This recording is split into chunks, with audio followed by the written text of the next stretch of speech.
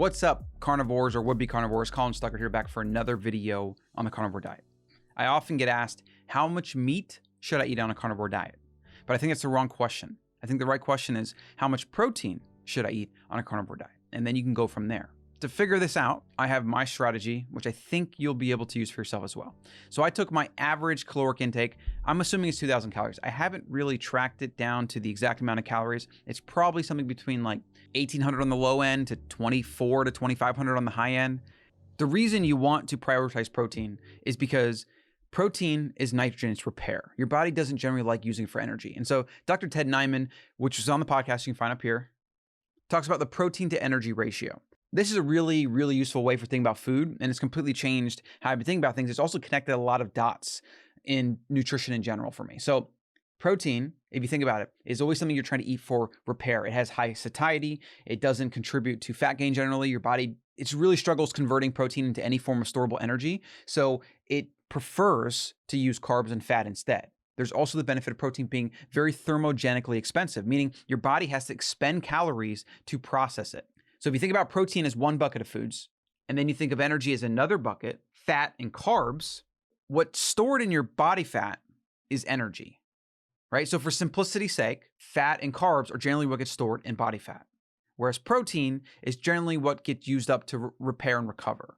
Now, of course, if you're eating 1,000 grams of protein a day, I mean, I don't even think you could. I think you would actually run into like kidney issues and maybe even potentially rabbit starvation. There is certain mechanisms in place to prevent you from eating too much protein. So generally what happens is 20% to 50% of your calories from protein, with 50% being at the very high end. And then the rest comes from fat if you're doing straight carnivore diet, or fat and carbs, depending on what other diet you're doing.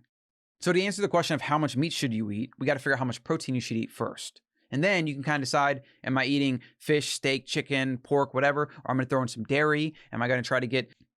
So my strategy personally is to aim for 30% of my calories from protein, okay? Let's just go through this and look at what this looks like.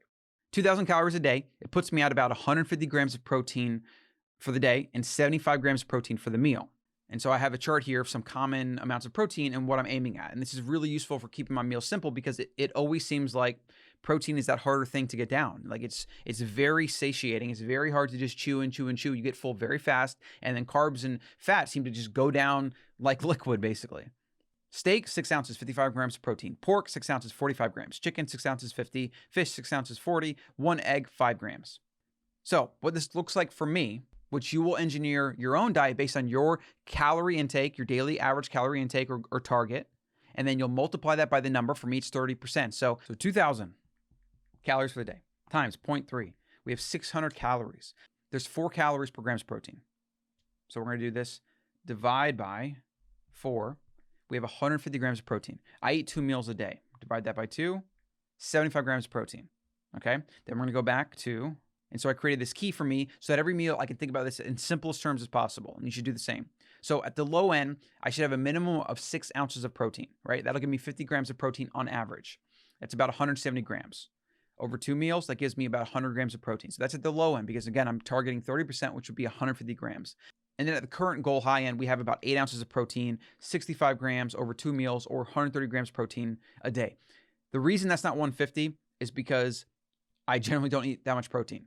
I probably average between like 35 and 50 grams of protein a meal. And that's really when I'm optimizing. So like if I eat a steak, usually for breakfast, it's always a steak. I'm usually getting that protein in. The meal later in the day, I always find I have less of an appetite for protein, especially something like steak or muscle meat. So I tend to have way less protein. Maybe it's like 20, 30 grams. Then I tend to have some more carbs and fat. So for me, this is a way to prevent that a little bit so that I can maintain my weight loss goals and stay lean and not overeat on the carbs and fat, which, like I said, they tend to go down easy.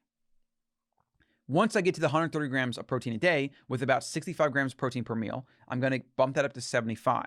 Beyond that, I don't know if there's a lot of benefit. I mean, there's a lot of things like with absorption and bioavailability and things like that. And there's some studies that even suggest that protein synthesis beyond like 50 to 75 grams like just doesn't even do anything and maybe gets secreted. Aside from that, though, I'm not really worried about that. I'm not like a bodybuilder or anything like that. So for me, it's just I want to prioritize protein to control my consumption of energy, right? The protein to energy ratio, which I highly recommend. You get Ted Nyman's book on that. It's like $20. It's a PDF. It's easy to cycle through. It'll completely change how you think about food in general. So for you, take about 50 grams of protein as an average and then figure out what your grams per meal is based on how many meals you eat, and get that from your daily caloric intake. Okay, so let's just do another example real quick. I mean, 2,000 is pretty standard. Let's say we have a 1,500 would be kind of low.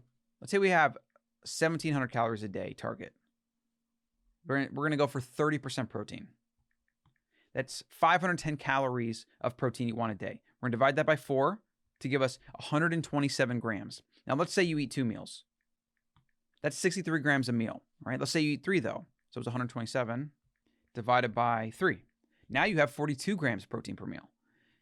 Pocket-sized chicken breast or a small steak, or a small piece of fish, pretty easy and attainable.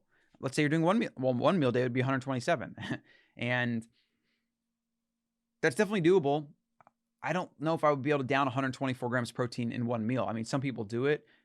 My stomach and my appetite and just my enjoyment of food doesn't really allow for that. So I do think OMAD's a really great way to do it if it works for you. I personally would struggle with that for various reasons. So let's just take one more example. All right, 3,000 calories a day. All right, let's say you're trying to bulk. We're going to go for 35% of protein times 0.35. We have 1,000 calories a day from protein we want to eat. We're going to divide that by 4. We have 262 grams of protein that we want to eat. Let's say, if you're bulking, you're doing 3 meals a day, you're trying to bulk up, okay? We're going to divide that by 3. We have 87 grams of protein. So it's not that far off. Obviously, you're eating a whole nother meal, but I would guesstimate that 50 to 75 grams of protein per meal is kind of like the upper limit. I don't know if you're going to get much benefit beyond that. Some general averages that you can use are 8 grams of protein per 1 ounce. So get a scale, a gram scale or an ounce scale, whatever. And for every 28 grams or 1 ounce, you have about 8 grams of protein. And then you can multiply or subtract that based on what you're eating. If you're eating a whole egg, about 5 grams of protein per egg. So that's it. That's how you figure out how much meat or how much protein you should be eating on a carnivore diet. But I also believe this is just any diet. This is how much meat and or protein you should eat on any diet. We should be prioritizing protein because that helps us control all those delicious, tasty, and engineered bad foods from the carb and fat categories that you so easily overconsume. So a simple way to mitigate the snacking and the carbs and fat that you eat way too much of is to prioritize protein first. Eat it at the beginning of the meal first. Get full on it first. Then fill in the gaps when your appetite catches up. Let me know what you think about this. Questions, comments, anything, share below. I'll see you in the next one. Hey, Colin here. Got a freebie for you. Click on the button below to go to theancestralmind.com and download the 7 Principles of Living Wild. This is a short PDF that's got some of the main principles, such as real food, sleep, movement, and a couple more that are going to help you live more ancestrally in accordance with your genes.